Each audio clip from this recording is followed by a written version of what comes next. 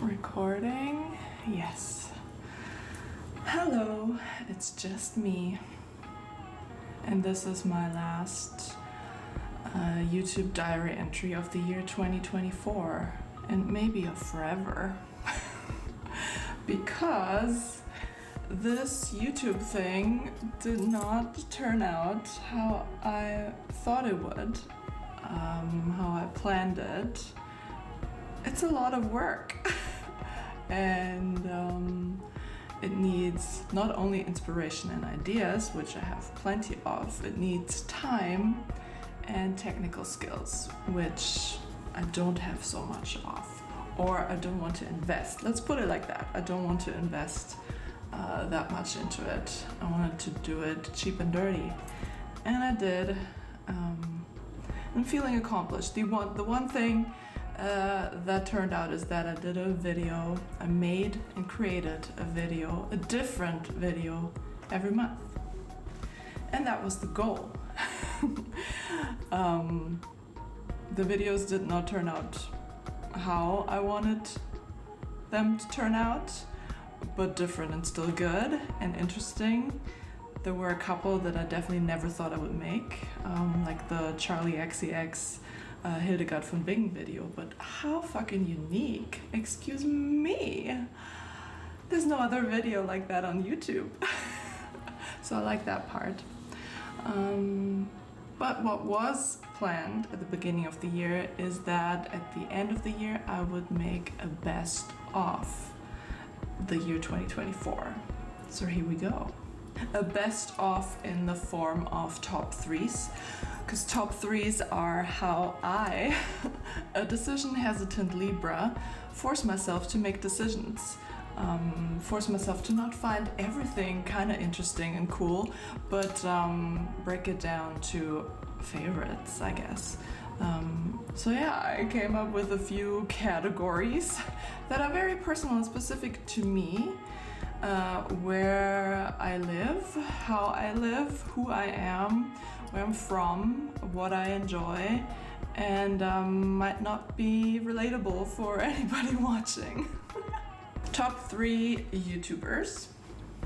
Damon Dominique, because of the combination of travel, philosophy, design aesthetic, and a major portion of sass. Also love Tarmar. Once I got over the crazy Irish accent, I stayed for the fellow European and North America vibes and the fellow Libra vibes. And then I also love my fam because I simply love cheering on a cool young girl living the dream and hoping and knowing that cool young girls are the future. Love her. Top 3 perfumes. Jo Malone Oud and Bergamot to feel sensual and sexy. Lush Breath of God to feel cool and sophisticated. And then YSL's Libre to feel like that everyday Dula Peep. What can I say? To feel pleasant. Pretty, yeah. Top 3 of books I read in 2024. Absolute number 1 and ultimate discovery of the year for me, Melissa Broder. And the first book I read by her, Death Valley. The timing of this, oh my goddess, it was impeccable for me, with my dad going through heart surgery and me worrying about him 10,000 kilometers away. So, spot on. Also loved reading The Humans by Matt Haig, mostly because I read it together with my boyfriend, and after every chapter we had the loveliest, best discussions, and I love that we share this hobby now and we have our own private 2-person kind of book club going. Yes, and the book itself amazing too. Still feels kind of young adultish, everything he writes, but the truths are so apparent that I enjoy it. And then the third one would be Sheena Patel, I'm a Fan. Such a fun read. I felt caught in the act while reading it. And I also think there's nothing more topical than to write a book, a novel about social media culture. It feels great to me to take it off the screen and put it onto a page. Love it. My top 3 restaurant meals of the year.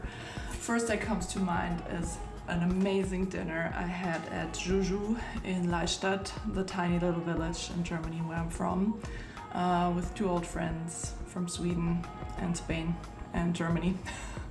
They're an international couple, and Juju has vegan local food, other food as well, but they really are experimental and remain true to the region with their vegan food, and it is delicious AF. And it was a hot late summer night, and we brought the dogs with us, and it was just amazing. The second one I'm thinking of is just a normal, I don't know, I think it was a Friday or Saturday evening casual dinner night with my boyfriend at Via Tevere, Italian pizza spot in East Vancouver that I've driven by for years, and I remember seeing the lineups when it first opened, and we finally tried it out, and it was probably the best pizza I had in Vancouver ever, so love that. And then what else comes to mind? Oh yeah, a solo lunch I had all by myself when I was on a motorcycle road trip up to Cortes Island to see my friends who live there. I had lunch before the second ferry in Comox at Atlas Cafe, and I got the vegan tacos there. Yeah, that was amazing. Just enjoying my own company and going on a summer road trip by myself. I love that kind of stuff. While we're on the topic of travel, top 3 trips of the year. The biggest trip was going to Germany for a month in September, October, and living and staying with my parents, feeling like a child, even though they are turning into children with age. Also because it was the 20-year anniversary of a music festival that my friends and I founded fucking 20 years ago, so we went there and had the best time. It was so good. And then also going to the Wurstmarkt, which is the biggest wine festival in the world that happens in my region in southwest Germany. And it was cool to share it with my parents and friends, and also my boyfriend, who surprisingly has family in Germany as well, so he spent time with his family but then also in my area, and yeah, I could show him this very typical thing that makes up part of where I'm from. The second trip was a short trip, just a long weekend, visiting my beautiful, lovely friend Megan, who lived on Gabriola Island last year in the dreamiest cabin. And I'm really happy I visited her and we had the best time. It was the weekend of the Northern Lights at night, and it was really magical, hanging in her backyard, which is basically a park-sized backyard, and absolute beautiful jaw-dropping nature with her roommate, and the dog, and yeah, it was the best. I rode there on my bike and rode on the back of her bike, and I'm happy I did all that because now she moved away, because even dream cabins have shitty landlords. So yeah.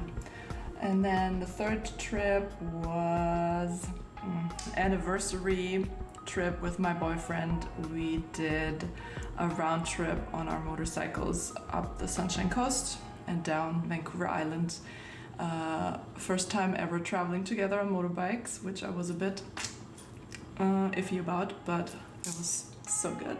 It was the best, and also it was his first time ever traveling overnight on a motorcycle, and yeah, it was so good, so good. I'm gonna talk more about food and shared meals.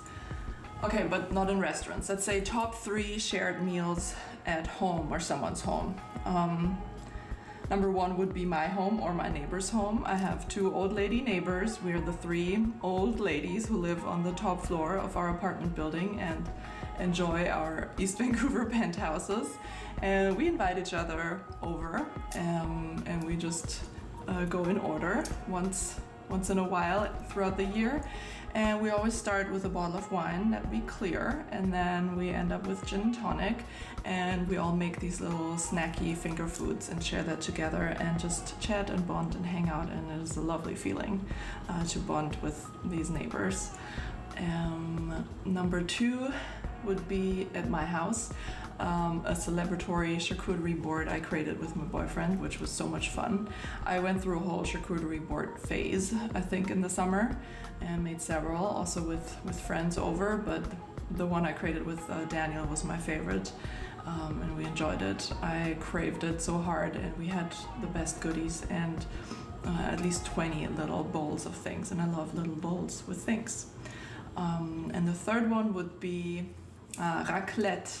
We had a raclette night at my friend Joelle's house, and it was just so fun and lovely and delicious because cheese. Yeah, okay, maybe let's get away from the food and more intellectual. Food for the mind. Okay, so my top 3 Substack newsletters. Absolute number 1, Cultural Studies by N. Helm Peterson, iconic.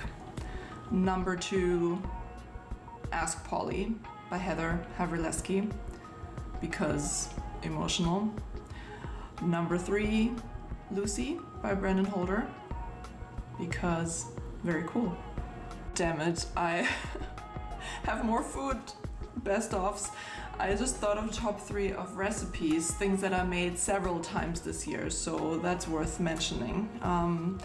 First of all, my version, a veganized version of a traditional German potato salad that friends and family enjoy, and I've been asked to make it, so I obliged and I made it several times for occasions. Number 2, a recipe I found on Pinterest for chunky mango muffins. My best friend's kid really enjoys them, and my boyfriend too, so I made them a couple times as a treat. And then just recently, during the holiday season, I found a recipe on Holy Cow Vegan for melt-in-your-mouth vegan sugar cookies that were so cute because I put rainbow sprinkles on them, and I only have horse and star-shaped cookie cutters, so they were amazing and cute. Top 3 art events. I went to the East Vancouver Cultural Crawl with my friends, so I attended. I was a volunteer at VAF, Vancouver Asian Film Festival. I was a writer, and I also attended as a guest because free tickets. So lovely watching these amazing films and writing about them. I also volunteered as an art ambassador for Art Vancouver, a big trade show, for visual art, organized by Vancouver Visual Art Foundation. So yeah, I volunteered and attended at the same time because I was at the event helping out the artists and the visitors, and it was quite interesting, and yeah, I enjoyed it and made some cool connections. Top 3 rappers of the year 2024, or of all the years, because they're not new discoveries, just evergreens, artists I really love. Mac Miller, Forever and Ever Ever. Always fits, there's always a song. RM from BTS. Love his newest solo album and how experimental and alternative and artsy and non-poppy it is. Love seeing that development. And then the queen, the absolute trilingual goddess of rap, Kokona from XG. She's the best, and she cannot do wrong. She cannot, even if she tried. I'm convinced she's just so good. She's the best. She's the rap goddess for me. Be hungry, or I was hungry when I wrote this list, because now it's time for the top 3 of kimchi that I ate this past year. The vegan Soul Kitchen kimchi in a jar. I buy it at my grocery store. It's always there, and I buy it even when it's not on sale. It's quite pricey, but I buy 2 when it's on sale because it's a small jar and I go through it quickly. So yeah, that one's a good solid option. And then I'm so very, very, very lucky and grateful that my boyfriend Daniel's mom makes a Korea leaf kimchi that is divine and out of this world. And I want to bathe in it and then eat some more. So I have that on tap now, so can't believe my luck. And then third, there was this really yummy, unusual radish kimchi I had at Bong in Coquitlam, North Road in the Hanok village this summer, and I'm still thinking about it, so must have been fucking amazing. Of course, how can kimchi not be amazing? Noodles. Right after kimchi come the noodles. So, I love soba noodles for making anything in a bowl. I love rice stick noodles for anything pad thai-ish stir-fried in a pan. I love somyeon noodles for the ones that are used in kongguksu, in the cold noodle soup you eat in the summer. That's it. Those are the 3 best noodles, if you ever wondered. My 3 favorite types of noodles, if anybody ever wondered. What am I doing? Top 3 shows I watched this year. They are not from this year. I don't think so, but I watched them this year, so that counts. Number 1 is Beef. Freaking loved it. Especially about 22 minutes into the 5th episode, if you know what I mean. Love BoJack Horseman, also on Netflix. Just like comedy, tragedy, and back to comedy, and has really cool pop cultural references. I really enjoyed that. And then the last one, I watched a K-drama called Nevertheless that I really enjoyed because it was about art students and their cool apartments and studios in Seoul, and then they go on beach vacation in South Korea, and I just love that. Yeah, good watch. Let's change beats a little bit and talk about skincare. There are 3 things I've loved using this past year. I make my own ground coffee, raw sugar, coconut oil body scrub that makes the body very smooth. I loved using collagen face masks, especially Mediheal and Abib, that Daniel got me at Olive Young. Amazing, keeping me bouncy as possible. And then I discovered a new brand and I buy it at Welks. They're called A Cure, and I use the facial moisturizer and eye cream, and I really enjoy it because I have sensitive skin and it works. Our way down the list, top 3 fashion of the year, fashion items of my year that I loved wearing. Number 1 is something I thrifted on Threads, my first time ever online thrifting, so very affordable. A 90s rave mesh see-through top. It's blue and orange, and I love the combination of blue and orange, as you can tell. So I love that thing and have been wearing it out. I also bought new some MAC hiking pants, sage green cargo, and they're 2-in-1, so you can zip off the lower leg and they turn into shorts. Amazing for hiking again in the summer. Looking forward to wearing them more. And then my most worn item that I've already had is probably my dark blue white varsity jacket that I put my own patches on. Still makes me feel super fucking cool whenever I leave my house, so I love that jacket. Now we're down to home, household, everyday life. My top 3 items in that area are nothing that new actually. I've been doing that, but I feel like I've mastered it now, is using wine bottles as vases and candle holders in a stylish way and not just in a There's nothing else way how it used to be when I was in my 20s, I guess. Another item that I really love is my on-tap Brita filter, switching from the plastic jar filter. Never going back to that one. And the third one would be, oh yeah, I put in the leaflet, the middle extension leaflet on my mid-century fancy teak dining table. So now it's always extended. I'm living large. I'm having better meals. I'm having friends over, and I can use the table for writing and creating collages mostly. So yeah, that's that. Quick one, even though there would be so much to say about it, but my top 3 publications, trusted news that I read, my sources: The Walrus for Canadian stuff, The Tai for local Vancouver, BC stuff, and The New Yorker for world stuff. That's it. My best of workouts of 2024.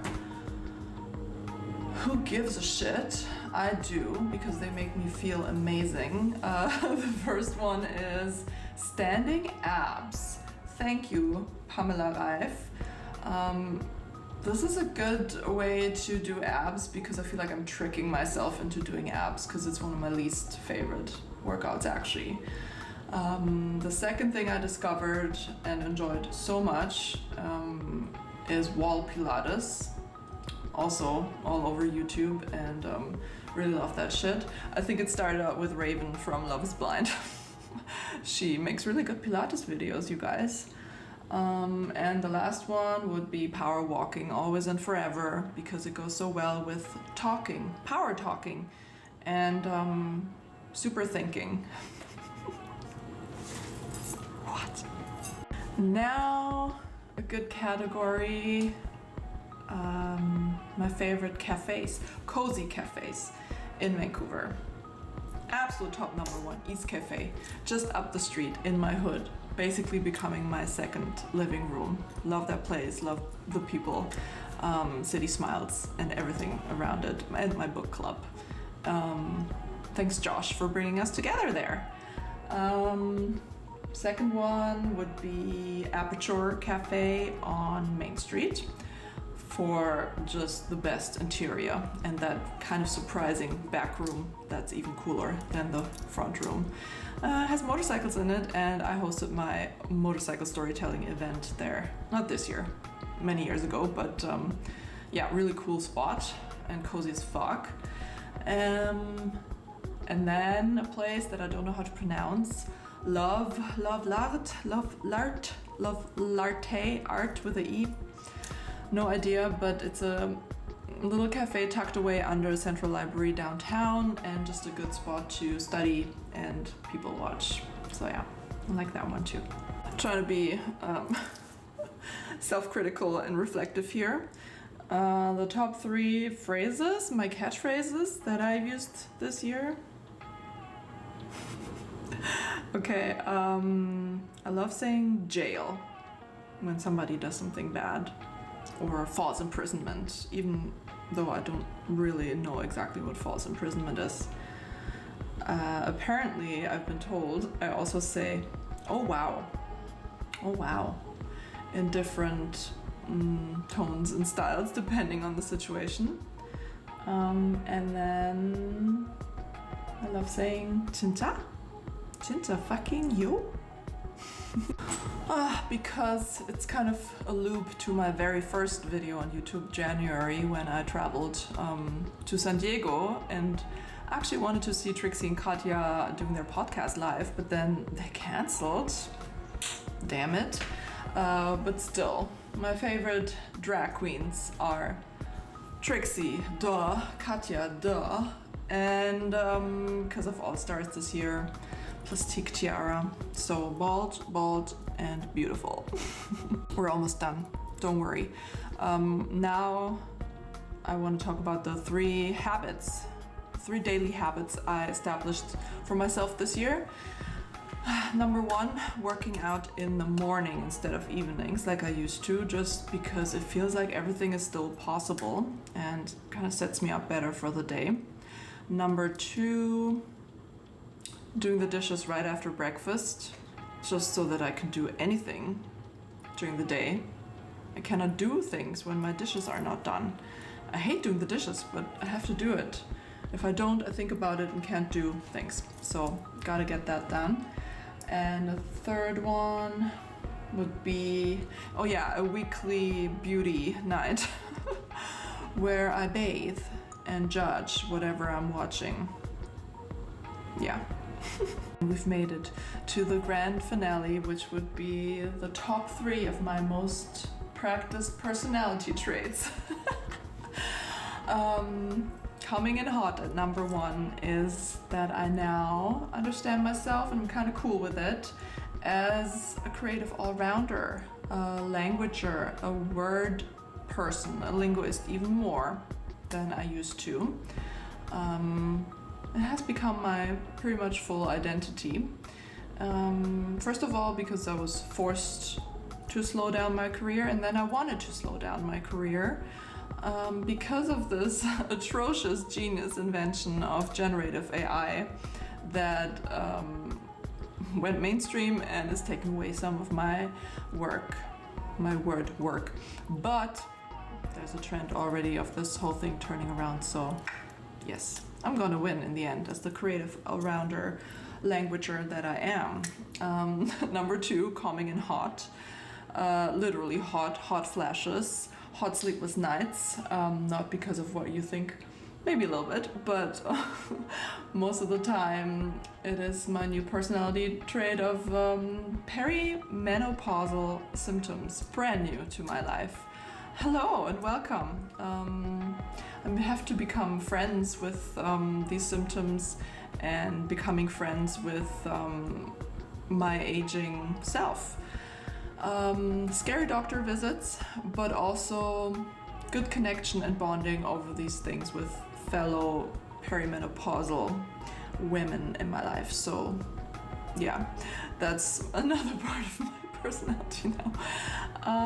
And the third one, not brand new, but something I want to establish even more, but I'm there, is being the glue in groups and being the one who plans and organizes and brings people together and creates socials and does things instead of talking about things.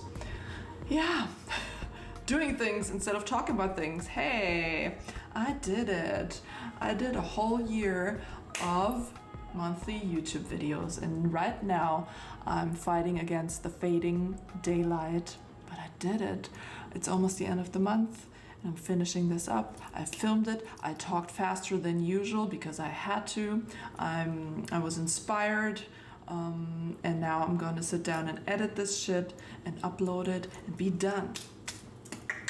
Bye bye YouTube.